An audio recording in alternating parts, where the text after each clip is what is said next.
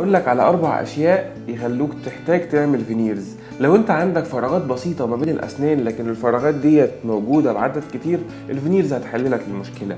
لو انت عندك ازدحام بسيط في الأسنان وجايين على بعض بس حاجة بسيطة، الفينيرز هتحل لك المشكلة. لو انت عندك تصبغات كتيرة وكل ما بتعمل تبييض لأسنانك برضو بترجع تغمق تاني بسرعة جدا، الفينيرز هيبقى شكلها جميل وهتحل لك المشكلة إلى الأبد.